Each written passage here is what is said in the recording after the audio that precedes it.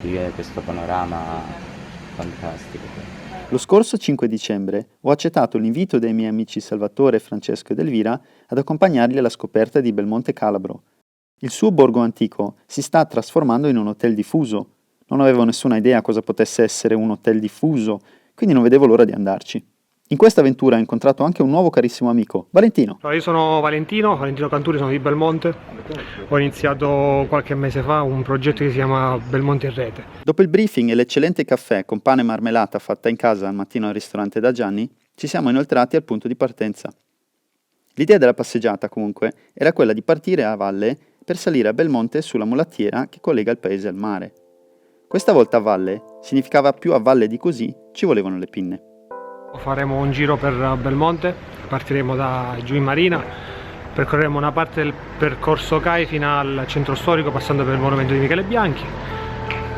Faremo una passeggiata nel centro storico vedendo i punti salienti del centro storico, quelli che bisogna visitare, poi continueremo un piccolo percorso scendendo dalla parte del Torrente Verri e ritorneremo al punto di partenza. Poi il pomeriggio saremo dall'altra parte del borgo, dove possiamo ammirare il mare, quindi vediamo di arrivare lì per il tramonto.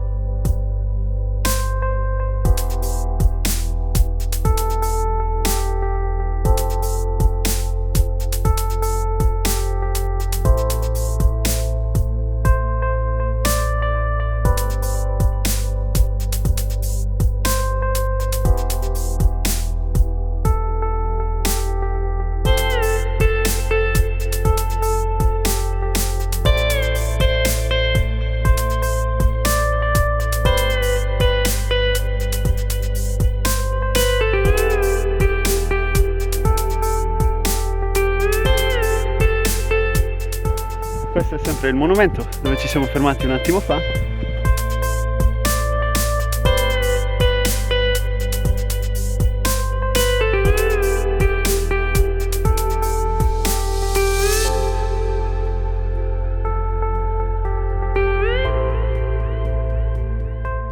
Noi siamo partiti questa mattina lì sotto.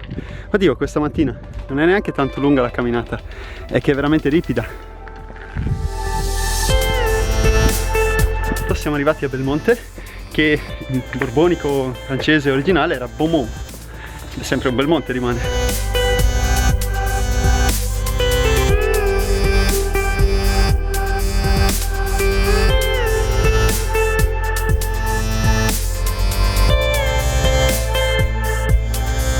Il gatto adesso si chiama Gilberto? Sì. Guarda. Gilberto? Ora da poca confidenza perché ha fatto amicizia, però. Gilberto? Belmonte è uno spettacolo della natura che la circonda e della tenacia dell'essere umano ad adattarla alle sue necessità. Purtroppo, come in tanti altri paesi del sud, anche il centro storico di Belmonte Calabro rischia di cadere vittima all'abbandono ed ultimamente al crollo, perché non ci vive quasi più nessuno. Qua è crollato tutto. Dentro il tetto? Sì, c'è una chiesa, c'è un altarino, ma peccato, è crollato tutto. A differenza di tanti altri posti, qui però succede qualcosa di straordinario. Ma l'idea è nata, diciamo, per scherzo, tra virgolette, che poi noi siamo nati qua, siamo sempre vissuti qua, avevamo la casetta di mio padre, mio zio, i nonni, allora poi ci siamo spostati, i genitori sono andati, allora abbiamo pensato che facciamo? Lasciamo che tutto vada in malora, come vediamo tutto intorno, oppure cerchiamo di fare qualcosa? Abbiamo iniziato a sistemare la casa dei genitori, quella del nonno, e da qua poi dopo si sono uniti altri, abbiamo fatto un'associazione, molti proprietari sono uniti in questa associazione, hanno messo a disposizione la casetta e hanno messo a disposizione i fondi, perché la scommessa voleva essere quella: una, ristrutturare una parte del centro storico, e l'altra impiegare fondi privati anziché piagnucolare come si fa di solito al sud Italia su cappelli in mano per avere fondi.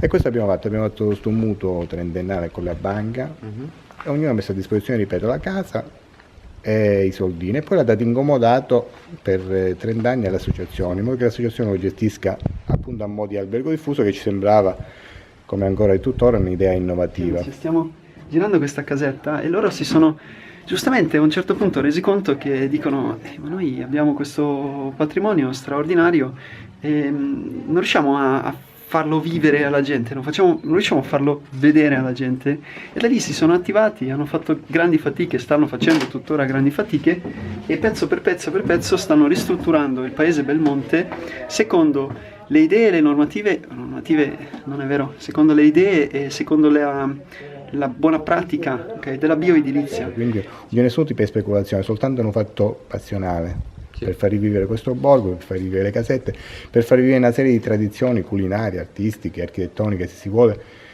e non farle scomparire, perché è inutile che guardiamo avanti e poi, come dire, mettiamo tutto sotto i piedi quello che è stato, perché non si va da nessuna parte. Può sembrare retorica, ma è così, guardare continuamente avanti senza avere rispetto di quello che è stato è assurdo. Concordo pienamente, quindi non è... Poi c'erano delle maestranze straordinarie, noi abbiamo riutilizzato tutto quello che c'era, quello che era riutilizzabile ovviamente, la travatura, il legno, il tufo, tutte cose che venivano fatte qua, le tegole sopra, i ceramili come chiamano i coppi, venivano fatti qua, c'era una fornace su, perché Belmonte c'è il Belmonte Centro e poi ci sono le varie frazioni che adesso sono quasi totalmente spopolate, ma ogni frazione era adibita a fare delle cose che poi servivano alle costruzioni, quindi chi faceva la travatura, chi faceva le assi, chi faceva i ceramili appunto, chi faceva il carbone che serviva pure, chi lavorava sto tufo che troviamo, che c'era la cava qua, poi il marmo verde, cioè una serie di cose che era straordinaria. E lì c'è una vista, ragazzi, fantastica.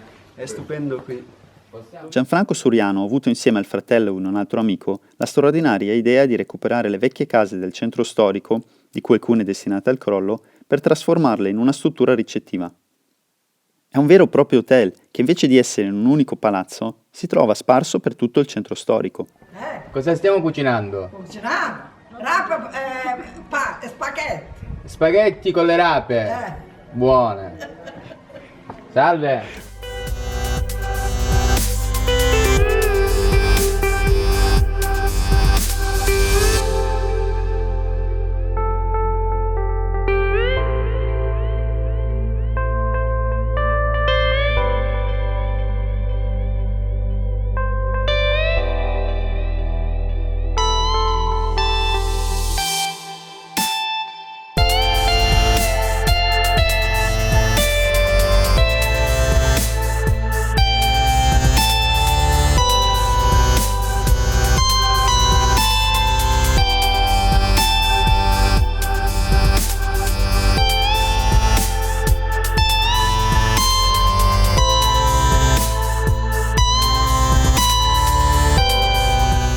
Dopo aver visto la parte centrale, ci siamo inoltrati in un giro lungo nelle campagne.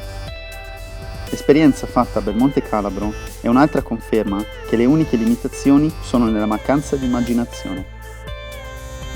Persone con idee come quella di Gianfranco o la voglia di far rete di Valentino possono fare la differenza ben oltre la loro sfera di influenza personale.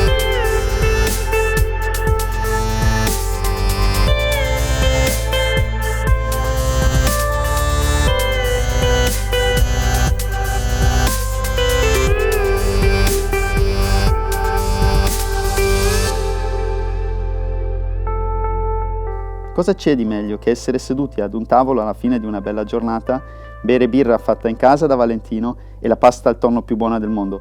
Questa l'ha preparata papà Gianni, al ristorante. Volte che capitate qua, dite chiamiamo Gianni, io sono sempre disponibile. Se ti è piaciuto questo video, una scoperta di Belmonte Calabro, non dimenticare di mettere un mi piace e di iscriverti al canale per ricevere le notifiche delle prossime storie di persone che fanno la differenza.